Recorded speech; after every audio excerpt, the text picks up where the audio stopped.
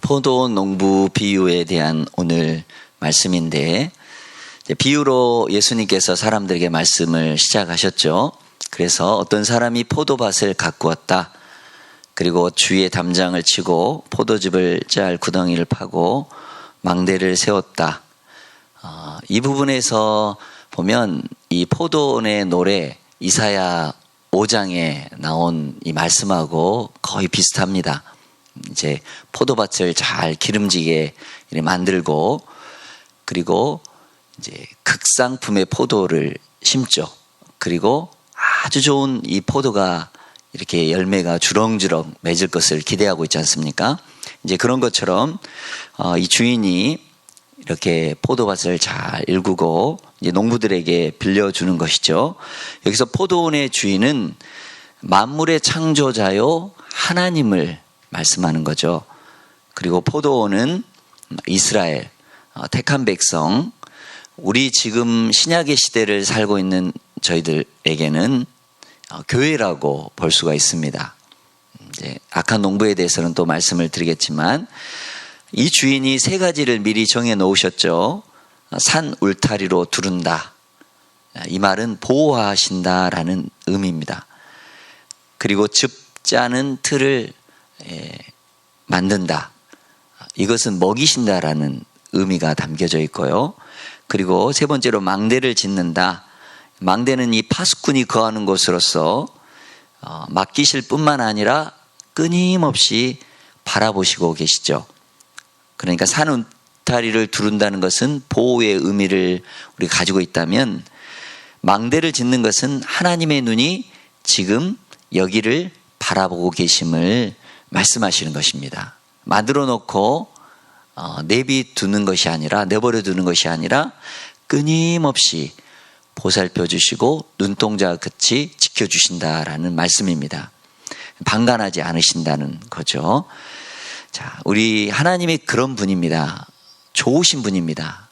우리에게 한없는 은혜를 베푸시는 분이죠. 가장 좋은 것으로 우리에게 만족을 주시는 분 아니시겠어요? 농부들은 이 포도원을 이렇게 세로 받으면서 아마 여러 가지 이제 경제적인 풍요를 누리게 되었을 것입니다. 자, 그런데 이제 2절 때가 되자 농부들에게 이 포도원 소출 얼마를 받으려고 종을 보냅니다. 때가 이르렀다. 이 말은 우리에게 맡기신 것을 찾으실 때가 있다라는 겁니다. 우리 나귀 새끼의 주인에게 주가 쓰시겠다 하며 말씀하시는 주님은 주님의 때에 우리의 것, 물질, 시간, 환경, 우리의 성품, 그리고 생명까지도 찾으실 때가 있다라는 거예요. 우리 주님이 맡기셨으니까 당연히 찾으시겠죠. 그러면 주님이 쓰시겠다 하면 우리가 주님께 내어드릴 때 주님이 아름답게 곱게 쓰실 것입니다. 그런데 주님께 내어드리지 않으면 누가 쓰겠습니까? 죄가 쓰고 악한 것이 쓰고, 결국은 죄의 종에 끌려서 살아가다가 시간 낭비하고 그렇게 살아갈 것입니다. 여러분들은 주님께 곱게 쓰임받아서 하나님께 영광 돌리는 믿음의 거룩한 사람들 되시기를 바랍니다. 자, 그런데 문제는 주인의 것을 주인의 것으로 생각하지 않고 자기의 것이라고 여겼던 그런 농부들입니다. 처음에는 이제 얼마 정도의 이렇게 세를 내겠습니다. 수확의 몇 %를 지불하겠습니다. 옛날에는 진짜 악덕 지주 같으면 그 5할, 50% 정도를 이게 소출에 이것을 뺏어갔어요. 그래서 우리나라에 이렇게 소작농들 이 역사라든지 이런 기록들을 보면 되게 궁핍하고 어려운 생활을 했잖아요. 기껏 농사를 다 지어놨는데 주인이 땀 한 방울 흘리지 않고 그 가을 정도 되면 가을 거지할 때 50%, 60%를 가져가 버리니 당연히 계속해서 소작농으로 전락하고 그런 역사가 우리나라의 그런 아픈 역사이기도 하잖아요. 근데 이제 좋은 주인 같으면 그때 당시 한 10% 정도만 이렇게 소출을 거뒀다고 합니다. 자, 그런데 이렇게 수출을 거두려고 종을 보냈죠. 근데 종을 보냈는데 문제는 붙잡아 때린 후 빈손으로 쫓아버린 겁니다. 네. 자, 여기서 주인이 보낸 종은 누구인가? 이사야나 예레미야 이런 구약의 선지자입니다. 그리고 가깝게는 세례 요한과 같이 회개를 내쳤던 하나님의 종이죠. 자, 계속해서 이제 종들을 주인이 보냅니다. 그런데 어떻습니까? 종들을 보냈는데 머리를 때리고 깔보고 업신여기고, 이 부분은 종들을 업신여기는 것이 아니라 주인을 업신여기는 거죠. 그리고 이제 6절에 보면 5절에 보면 다른 종을 이제 보내죠. 그런데 그 하인을 죽이고 또 많은 종들을 보냈는데 계속해서 때리기도 하고 죽이기도 했다. 이거는 실질적으로 구약에 또한 세례 요한 이런 선지자들을 계속해서 보내시는데 그 말씀을 듣지 않는 그러한 이스라엘 백성을 이야기하는 것입니다. 자, 이 종들이 농부들에게 이렇게 거두려고 했던 것은 무엇이냐? 물질이 아닐 것입니다. 여기서는 표면적으로는 물질이지만 우리가 더 깊이 들어가 보면 선지자들이 외치고 주의 종들이 외치는 것은 바로 마음의 할례, 회개의 세례를 원했던 것이죠. 하나님께로부터 멀어진 마음을 너희들이 돌이켜라. 그것을 원한 것입니다. 너희들이 하나님의 자녀임을, 백성임을 인정하고 하나님께 돌아와라. 이 말씀이 이 안에 계속해서 깔려져 있습니다. 그런데 그렇게 보낸 주의 선지자들, 종을 때리고 업신여겼다. 자, 여기서 선지자들이 얼마나 수고하고 핍박을 감당하고 이렇게 하나님 말씀에 충성했는가를 알 수 있습니다. 하나님은 계속해서 이 농부들을 신뢰하죠. 저 같으면 제가 만약 주인이라면 당장에 그 농부들을 이렇게 내쫓거나 다른 조치를 했을 것 같은데 하나님은 계속 호의를 베풀고 계십니다. 신뢰하시고 인내하시고 돌이키기를 원하고 계시는 거예요. 그런데 반대로 이 농부들, 어떻게 보면 우리들이에요. 인간은 계속해서 배신하고 반역하고 거부하고, 이 모습이 우리의 모습 아닌가, 죄에 사로잡힌 우리의 모습 아닌가 생각해 볼 수 있습니다. 자, 죽인 농부들은 바로 그때 당시 바리새인, 서기관들, 이 율법학자를 염두에 두고 있죠. 우리 하나님은 우리에게 모든 좋은 것을 주시는 분이십니다. 그리고 끝까지 인내하시고 참고 돌이키기를 원하시는 분이시죠. 그리고 우리에게 주셨을 때는 그것을 내가 주인처럼 행세하라는 게 아니라 청지기처럼 주님이 맡겨 놓으셨으니까 그 맡기신 것을 우리가 정말 주님께 드려지는 맡김받은 그런 사람처럼 그렇게 우리가 살아가야 한다라는 겁니다. 자, 계속해서 6절에서 10절에 보면 기회를 주시죠. 근데 6절에 보면 한 사람 있는데 바로 그 사랑하는 아들이라고 했습니다. 여기서는 바로 예수님을 얘기하고 있는데 그 아들을 농부들에게 보내면서 하나님은 어떤 마음을 품고 있느냐? 주인의 상속자이기 때문에 그들이 존중할 것이다. 하나님의 입장에서는 마지막 기회를 주는 겁니다. 예수님을 이 땅에 보내주셔서 그를 믿는 자에게는 멸망치 않고 영생을 얻는 그러한 은혜를 마지막 기회를 주신 거죠. 그런데 농부들은 어떻습니까? 농부들은 상속자니까 그를 죽이고 그러면 그 유산이 우리의 것이 될 것이다 라고 그런 악한 마음을 품습니다. 완전히 동상이몽이죠. 하나님의 마음과 농부들의 마음은 다르다라는 겁니다. 자, 여러분들, 여기서 우리는 어떤 것을 느껴야 할까요? 왜 하나님은 계속해서 종들을 보내실까? 만일 이들이 가진 것을 빼앗으려는 마음이라면 종이 죽을 것을 알면서도 계속 보내지는 않았을 것입니다. 종들을 보내고 최후로 아들을 보내는 마음은 인내심입니다. 돌이키기를 원하시는 마음입니다. 기다리는 마음이죠. 누가복음에 보면 포도밭에 무화과 나무를 심습니다. 그런데 그렇게 거름을 주고 나무가 잘 자라서 열매 맺기로 하는데 열매가 없어요. 그때 주인이 땅만 허비하고 있다. 파버리자. 그러나 그 종은 어떻게 얘기합니까? 한 해만 더 참아봅시다. 주님의 마음이 그런 마음이에요. 우리에게도 그런 마음을 가지고 계세요. 우리가 삐뚤어지고 잘못된 길로 가고 악한 길로 가고 정말 죄악된 길로 갈지라도 우리 주님은 돌이키기를 원하신다는 거예요.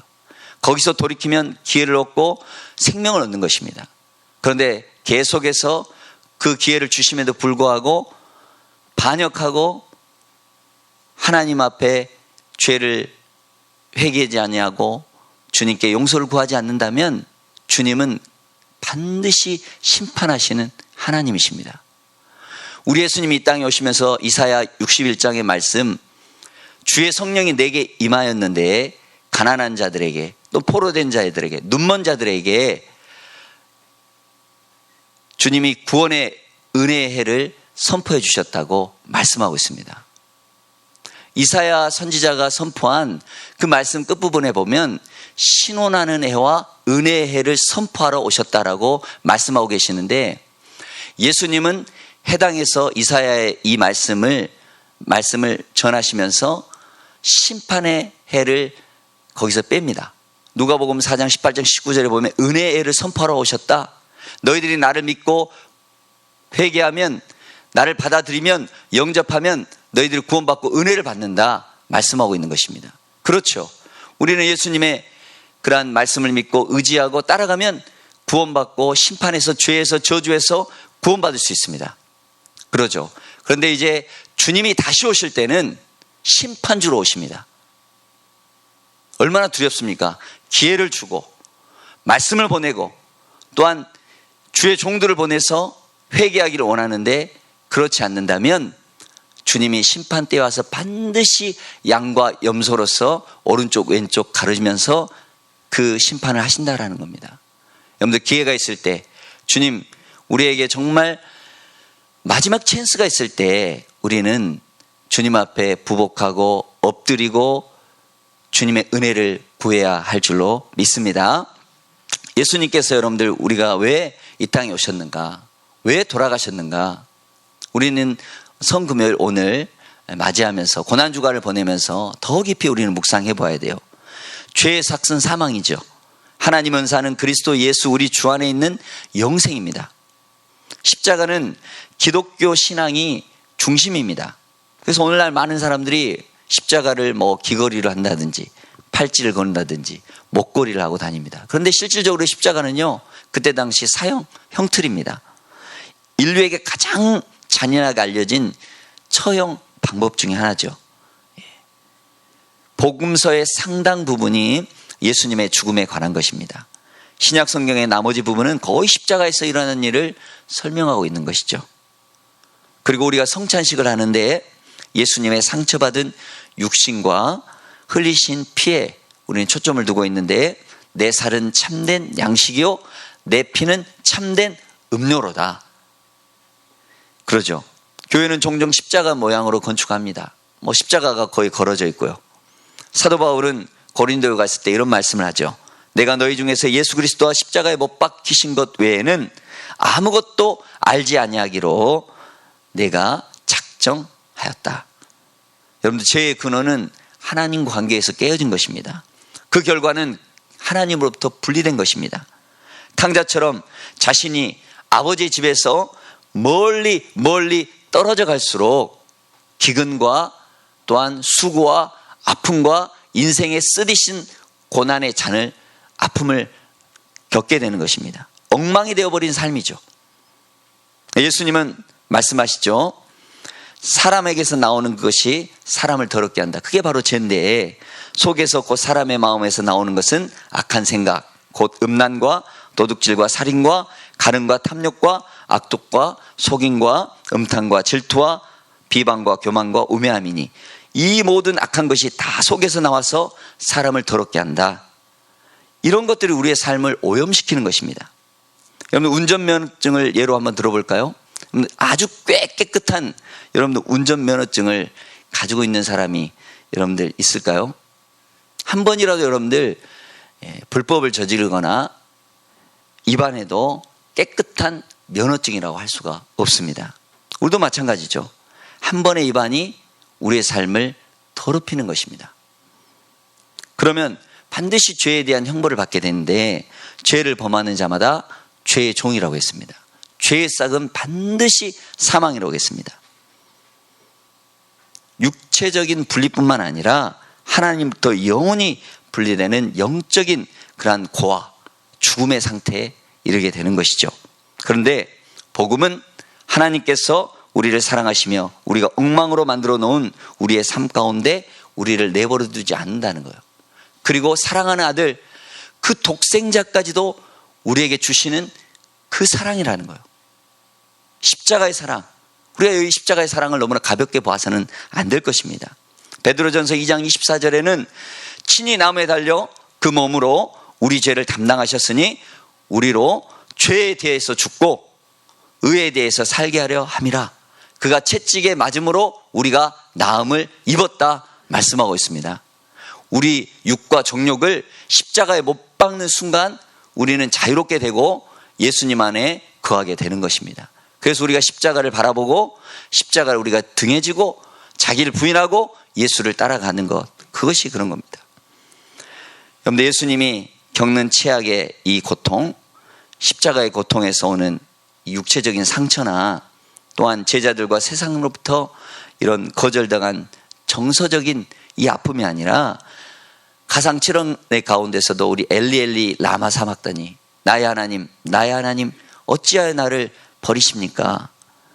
우리의 죄를 대신해 지시는 하나님 아버지로부터 오는 분리되어야 되는 이러한 영적인 고통이라는 거예요.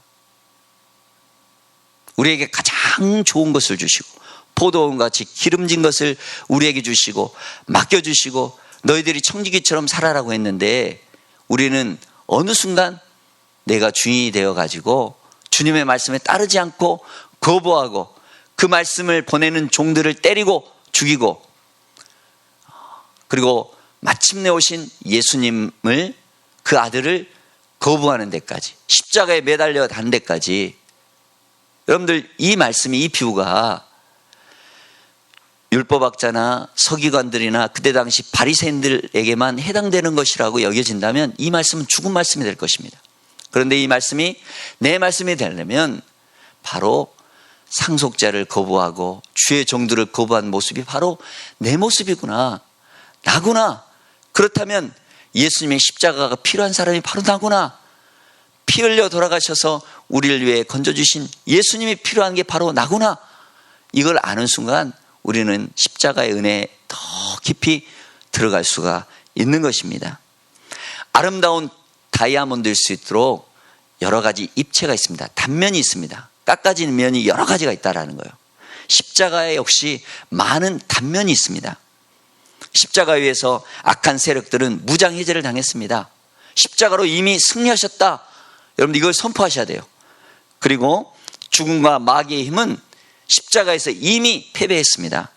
십자가 위에서 하나님의 사랑이, 대속의 사랑이 나타나셨습니다.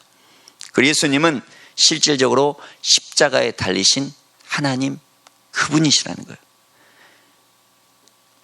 예수님이 사람들을 위해서 이 땅에 오셨고 고통의 모든 것을 이해하시고 수고하고 무거운 우리의 모든 죄의 짐을 지시기 위해서 이 땅에 오셨다라는 겁니다. 그리고 십자가 위에서 예수님은 희생하는 사랑의 본을 보이셨다라는 겁니다. 네. 여러분들, 우리는 어떻게 의롭게 될 수가 있습니까? 예수님의 십자가의 죽음을 통해서 우리가 믿음으로 의롭다함을 얻었다 말씀하고 있습니다. 의롭다, justify, 이거는 법적 용어입니다. 여러분, 만약 법정에 섰다면, 그래서 사면되었다면 그것은 의롭다함을 받은 것입니다. 여러분, 두 친구가 있었습니다. 그들은 같은 고등학교와 대학교를 다닌 아주 깊은 우정을 나눈 그런 친구들입니다. 세월을 흐르고 그들은 각자 다른 길을 가면서 연락이 끊기게 되었습니다. 후에 한 사람은 판사가 되었고 다른 한 사람은 계속 내리막길을 걸어서 범죄자의 길로 들어서게 되었습니다. 하루는 그 범죄자가 판사 앞에 나타났습니다. 그는 범죄를 저질렀고 자신도 그 죄를 인정하고 있었습니다. 판사는 그의 오랜 친구를 알아보고 갈등에 빠집니다. 그는 판사로서 공정해야 했으므로 그 사람을 봐줄 수가 없죠. 그러나 그는 그 친구에게 또한 벌을 주고 싶지 않았습니다. 그를 너무나 사랑했기 때문에. 그래서 그는 친구에게 그 죄에 합당한 벌로 벌금형을 내렸습니다. 이것은 정의입니다. 그런 다음 그는 판사의 자리에서 내려와서 벌금에 해당하는 액수의 수표를 썼습니다. 그는 이것을 그 친구에게 주면서 자신이 그를 대신해 벌금을 내주겠다고 말했습니다. 이것이 사랑이죠. 십자가는 정의와 사랑이 한꺼번에 공존해 있습니다. 우리 예수님이 이 땅에 오신 것, 그 주인이 그 아들을, 하나님의 아들을 보내시는 것은 정의와 사랑을 베푸시기 위해서. 우리는 마땅히 벌을 받아야 하고 죽어야 할 사람들이 죄인이지만 예수님이 그것을 대신해서 지셨습니다. 그게 바로 십자가에서 사랑과 정의를 베푸신 것입니다. 방금 제가 이런 예를 설명해 드렸지만 이 예는 세 가지 이유에서 정확한 예가 될 수는 없습니다. 첫째, 우리는 더 나쁜 상황에 있습니다. 우리가 감당해야 할 형벌은 단순히 벌금형이 아닙니다. 죽음이죠. 사망이죠. 둘째, 우리는 더 친밀한 관계에 있습니다. 단순히 친구 관계가 아니라 정말 사랑하는 아버지와 아들, 다 내주어도 아까울 것이 없는 그러한 관계라는 겁니다. 세 번째, 우리는 그 대가가 너무나 크다라는 겁니다. 하나님이 치러야 했던 대가는 돈이 아닙니다. 그의 하나뿐인 아들이었습니다. 예수님이 죄의 대가를 치러주셨다라는 겁니다. 그래서 나를 사랑하사 나를 위하여 자기 몸을 버리신 하나님의 아들이라고 표현하고 있는 것입니다. 십자가를 우리가 이렇게 인격적으로 받아들인다면 우리의 삶은 변하게 될 것입니다. 오늘 읽었던 말씀 가운데 너희들이 버린 돌이, 건축자의 버린 돌이 모퉁이 돌이 되었다, 머릿돌이 되었다. 이 말씀은 시편 118편 22절을 인용하고 있는데 바로 건축자들 앞에 비유해서 나온 농부들입니다. 이 버린 돌은 주인의 아들이죠.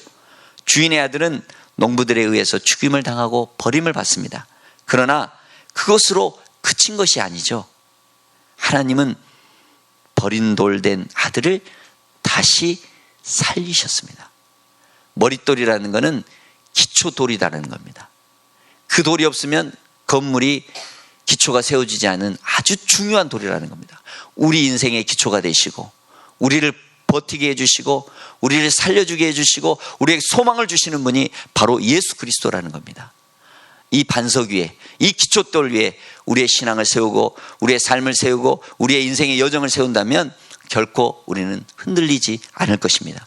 이 주님 앞에 여러분들 더욱더 겸손히 무릎 꿇고 십자가의 은혜 앞에 나오는 오늘 하루가 되는 귀한 은혜가 있기를 축원합니다.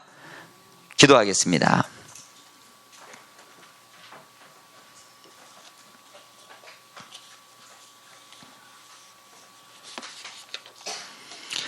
하나님 아버지,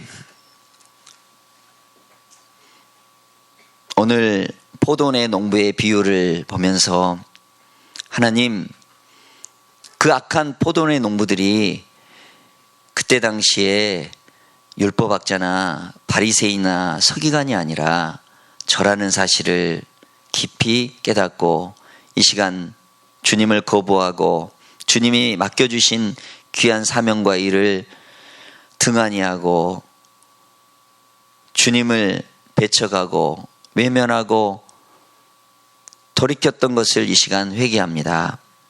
용서하여 주시옵소서. 주님의 십자가의 은혜 앞에 우리의 모든 죄의 짐이 다 풀어지기를 원합니다. 십자가에서 물과 피를 다 쏟으시면서 우리를 위해 다 내어주신 그 수치를 담당하시고 그 모든 죄의 저주를 담당해 주셔서 사단 온수 마귀의 머리를 깨트려 버리신 십자가의 승리, 은혜를 우리가 선포할 수 있도록 하나님 은혜 베풀어 주시옵소서.